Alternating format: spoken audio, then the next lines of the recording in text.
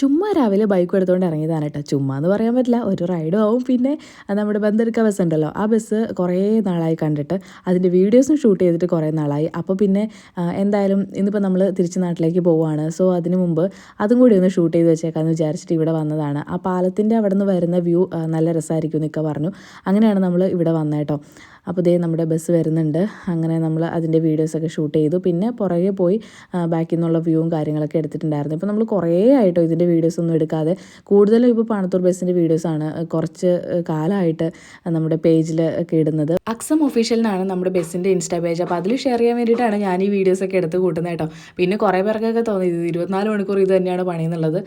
തീർച്ചയായിട്ടും ഇത് തന്നെയാണ് നമ്മുടെ ഒരു വരുമാന മാർഗ്ഗം ഇതാണല്ലോ. അപ്പോൾ നമ്മളത് മാക്സിമം യൂസ് ചെയ്യാന്നുള്ളത് മാത്രമേ ഉള്ളൂ. സോ അതിനുശേഷം വീട്ടിൽ വന്ന് ചായ കുടിച്ച ഉടനെ തന്നെ നമ്മളിത് പാണത്തൂർക്ക് വന്നതാണ്.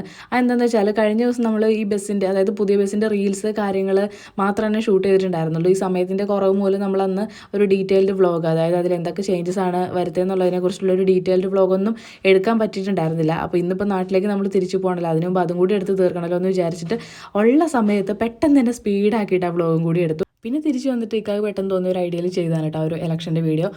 പിന്നെ അവരെ 3 പേരെയും കൂടി സെറ്റ് ചെയ്ത് അത് പെട്ടെന്ന് തന്നെ എടുത്ത് തീർത്തു കേട്ടോ. സാധാരണ വീഡിയോ എടുക്കാനൊക്കെ കുറേ സമയം വേണ്ടതാണ്, പക്ഷേ ഇത് പെട്ടെന്ന് തന്നെ എടുത്ത് തീർന്നു. പിന്നെ നമ്മുടെ വണ്ടിയൊക്കെ ഒന്ന് സർവീസ് ചെയ്യാൻ കൊടുക്കാനായിരുന്നു. അങ്ങനെ അതൊക്കെ കൊടുത്തു. പിന്നെ തിരിച്ച് കൊണ്ടുവന്നു. അങ്ങനെ നമ്മൾ പോവുകയാണ്. ബാഗ് കാര്യങ്ങളൊക്കെ വണ്ടിയിൽ സെറ്റാക്കി. നിധിക്കുട്ടീനെ ഞാൻ ഇക്കടുത്ത് കൊടുത്തപ്പോൾ തന്നെ ആൾ കരച്ചിൽ തുടങ്ങി. ഞാനെങ്ങാനും ഇനി എടുത്തില്ലെങ്കിലോ എന്ന് വിചാരിച്ചിട്ട് പിന്നെ എല്ലാവരോടും യാത്ര പറഞ്ഞ് നമ്മൾ അവിടെ നിന്ന് ഇറങ്ങുകയാണ്. സാധാരണ നമ്മളൊരു നേരത്തെയൊക്കെ ഒരു 6:30-7 മണി ആ ഒരു ടൈമിലാണ് അങ്ങോട്ടേക്ക് പോകുമ്പോൾ ഇറങ്ങുന്നത്. ഇവിടെ നിന്നാണേലും അവിടെ നിന്നാണേലും അങ്ങനെ തന്നെയായിരുന്നു. പക്ഷേ ഇപ്പോൾ നമ്മൾ കുറച്ച് നേരത്തെ ഇറങ്ങും കേട്ടോ. അങ്ങനെ നമ്മളിത് മലയോര ഹൈവേ പിടിച്ചാണ് പോകുന്നത്. അവിടെ വഴിക്ക് നമ്മുടെ വണ്ടി പണിയെടുപ്പിച്ച വർക്ക്ഷോപ്പ് ഉണ്ടല്ലോ, അവിടെയൊക്കെ ഒന്ന് കയറണമായിരുന്നു. അങ്ങനെ അതുകൊണ്ടാണ് നമ്മൾ പിന്നെയും കുറച്ചുകൂടി നേരത്തേക്ക് ഇറങ്ങിയത്. പിന്നെ നിധിക്കുട്ടിയാണെങ്കിൽ വണ്ടി കയറി ഉടനെ ഉറങ്ങണ സ്വഭാവം ഇതൊന്നുമില്ല. ആൾ കുറേ സമയം ഇങ്ങനെ ഇരിക്കും.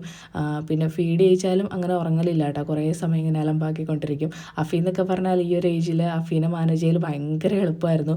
അവനെ വണ്ടിയിൽ കയറ്റിയിട്ടുണ്ടെങ്കിൽ അവന് ഫീഡ് ചെയ്തിട്ടുണ്ടെങ്കിൽ അപ്പം തന്നെ ഉറങ്ങൂട്ടോ. അത് ഇപ്പോഴും അങ്ങനെ തന്നെയാണ്. ഇപ്പോഴും വണ്ടി കയറി ഉടനെ പുള്ളി ഉറങ്ങി പൊക്കോളും. പക്ഷേ അവൾ അങ്ങനെയല്ല കേട്ടോ. അവൾ കുറച്ച് അഫീനെക്കാട്ടിലും ഭയങ്കര വ്യത്യാസമാണ് എല്ലാ കാര്യത്തിലും. അങ്ങനെ നമ്മളിത് പോയിക്കൊണ്ടിരിക്കുകയാണ്. പിന്നെ വീട്ടിൽ നിന്ന് ഫുഡൊക്കെ തന്നു വിട്ടിട്ടുണ്ടായിരുന്നു. അപ്പോൾ വഴിക്ക് വെച്ച് നമ്മളത് നിർത്തിയിട്ട് ഫുഡൊക്കെ കഴിച്ചു. ഒരു 11 മണിയൊക്കെ കഴിഞ്ഞ പിന്നെയാണ് നമുക്ക് വിശന്നത്. ഇടയ്ക്ക് ചായയൊക്കെ കുടിച്ചിട്ടുണ്ടായിരുന്നതുകൊണ്ട്.